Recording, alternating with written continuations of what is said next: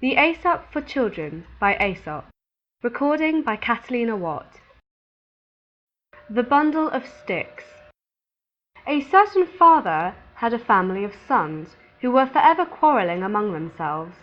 No words he could say did the least good, so he cast about in his mind for some very striking example that should make them see that discord would lead them to misfortune.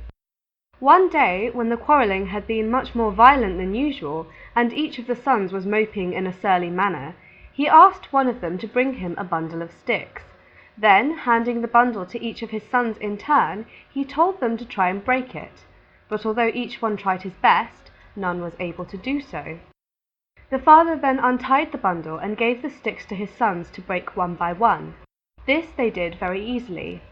"My sons," said the father, "do you not see how certain it is that if you agree with each other and help each other, that it will be impossible for your enemies to injure you? But if you are divided among yourselves, you will be no stronger than a single stick in that bundle. In unity is strength." The Wolf and the Crane. A wolf had been feasting too greedily, and a bone had stuck crosswise in his throat. He could get it neither up nor down, and of course he could not eat a thing. Naturally, that was an awful state of affairs for a greedy wolf. So away he hurried to the crane. He was sure that she, with her long neck and bill, would easily be able to reach the bone and pull it out. "I will reward you very handsomely," said the wolf, "if you pull that bone out for me." The crane, as you can imagine, was very uneasy about putting her head in a wolf's throat. But she was grasping in nature, so she did what the wolf asked her to do. When the wolf felt that the bone was gone, he started to walk away. "But what about my reward?" called the crane anxiously. "What?" snarled the wolf, whirling around. "Haven't you got it? Isn't it enough that I let you take your head out of my mouth without snapping it off?" Expect no reward for serving the wicked.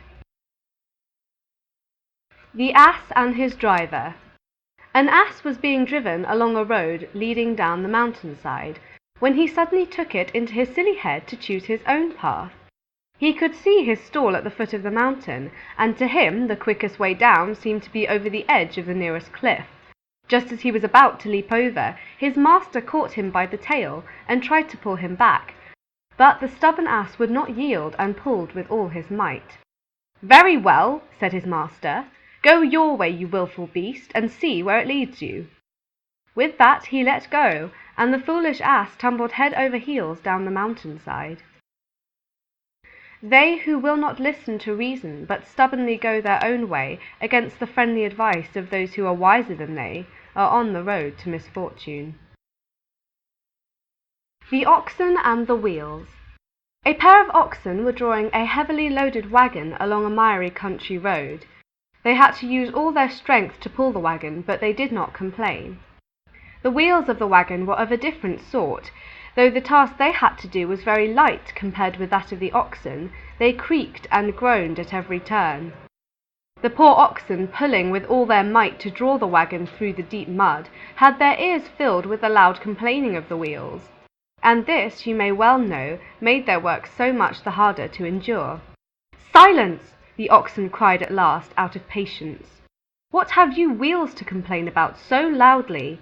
We are drawing all the weight, not you, and we are keeping still about it besides." They complain most who suffer least. End of section 4.